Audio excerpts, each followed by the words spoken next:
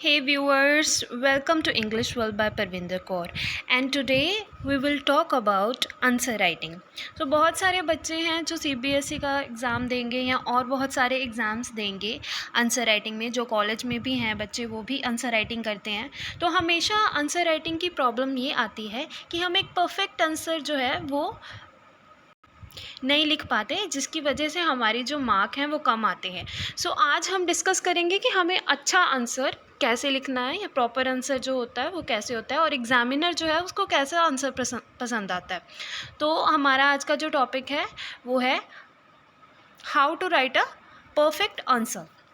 सबसे पहले read question properly. जब भी आपको क्वेश्चन पेपर मिलता है आप क्वेश्चन को अच्छे से पढ़ते नहीं हैं और अपना आंसर फ्रेम, थोड़ा सा क्वेश्चन पढ़ के अपना आंसर फ्रेम करना शुरू कर देते हैं। बिल्कुल गलत है।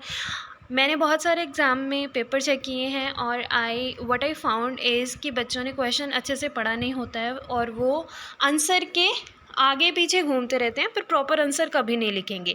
तो सबसे पहले हमें क्या करना है कि रीड द क्वेश्चन प्रॉपरली। आपने क्वेश्चन को 2 से 3 बार पढ़ना है, ठीक है, ताकि आपका जो आंसर है वो आपके क्वेश्चन का ही आंसर हो, आप इधर उधर मत घूमो, ठीक है, आप प्रॉपर एक आंसर लिख सको। तो उसके लिए आपको ये बहुत जानना बहुत ज़रूरी है कि क्वेश्चन में एक्चुअल में पूछा क्या गया है, ठीक है। अगर आप 2-3 बार क्वेश्चन को अपने को रीड करेंगे तो आपको पता चल जाएगा कि अब क्वेश्चन में क्या पूछा गया है।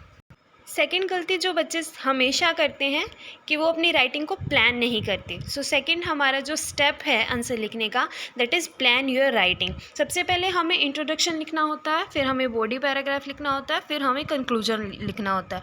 बट हमेशा बच्चे क्या करते हैं कि सबसे पहले कुछ बॉडी पैराग्राफ को लिख दिया, फिर आप इंट्रोडक्शन दे रहे हो और कंक्लूजन, बहुत बच्चे क्या करते हैं कि कंक्लूजन पेपर में लिखते ही नहीं है आंसर में, तो वो बहुत ही गलत हो जाता है।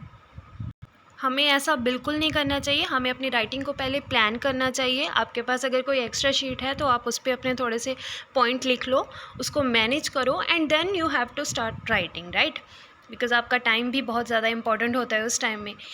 नेक्स्ट है हमारा आइडियाज़। आइडियाज़ बहुत ज़्यादा इंपॉर्टेंट होते हैं किसी भी क्वेश्चन में, किसी भी आंसर को लिखने में ना आपको बहुत सारे आइडियाज़ की ज़रूरत पड़ती है। अब हमारे जो आइडियाज़ होते हैं वो अकॉर्डिंग टू मार्किंग स्कीम होते हैं।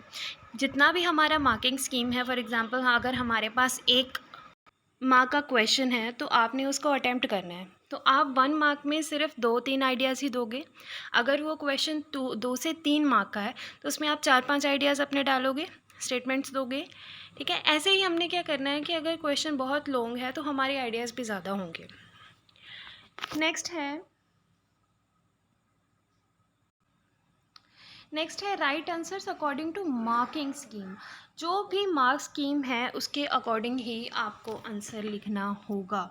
फॉर एग्ज़ाम्पल अगर 1 मार्क का है तो मैंने आपको बोला है कि 2 से 3 आइडियाज़ देंगे, 2-3 लाइन में आंसर लिखेंगे तो आपको 1 मार्क मिल जाएगा। अगर आपका 3 मार्क का क्वेश्चन है तो आप 4 से 5 लाइन लिखेंगे तो आपको आंसर मिल जाएगा।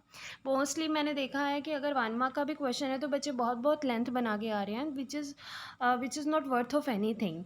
तो देन अभी हमें लॉन्ग आंसर्स कैसे अटैम्प्ट करने होते हैं। लॉन्ग आंसर जो होते हैं वो 5 इंग्लिश लिटरेचर में आपको 5-6 में आएंगे, 10 मार्क में आएंगे, इतना की आता है आपको। और हमने ये कैसे अटैम्प्ट करना होता है कि सबसे पहले हमें इंट्रोडक्शन देनी होती है क्वेश्चन में। Introduction is must. आपको अगर इंट्रोडक्शन नहीं देंगे तो आपके क्वेश्चन की लेंथ नहीं बनेगी, ठीक है। तो आपको जो वर्बली आपने सारे आंसर में बताना है वो आपको इंट्रोडक्शन देना पड़ेगा क्वेश्चन का। नेक्स्ट है बॉडी पैराग्राफ। बॉडी पैराग्राफ बहुत इंपॉर्टेंट होता है। वहाँ पे आप अपने सारे मेजर आइडियाज़ जो हैं वहाँ पे हम बताते हैं, आंसर वहाँ पे लिखते हैं सारा। तो body paragraph is most important part. तो उसकी अच्छी खासी हम लेंथ बनाते हैं। 2 पैराग्राफ भी होते हैं कई बार। बॉडी अगर हमारा 10 मार्क का क्वेश्चन है तो हमारे 2 से 3 बॉडी पैराग्राफ बन जाते हैं। अगर 6 मार्क का है तो बॉडी पैराग्राफ 2 बनेंगे, अगर 5 मार्क का है तो भी 1-2 बॉडी पैराग्राफ होते हैं। उसके बाद मोस्ट इम्पॉर्टेंट चीज़ जो मोस्टली बच्चे भूल जाते हैं, मोस्टली बच्चे ये चीज़ नहीं लिखते हैं, वो है कंक्लूजन। कंक्लूजन बहुत ज़्यादा ज़रूरी होता है। हमने सारे क्वेश्चन में क्या बताया है और हमारी क्या पॉइंट ऑफ व्यू है उस चीज़ को लेके, वो कंक्लूजन हमने देना होता है। तो कंक्लूजन बहुत ज़्यादा ज़रूरी होता है। अगर आप लॉन्ग आंसर लिख रहे हो तो आपको कंक्लूजन देना मस्ट है।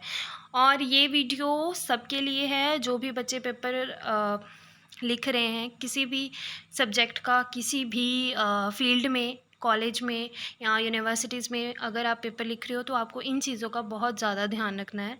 And if you like my video, please like, share and comment, and please subscribe my channel for new videos. Thank you.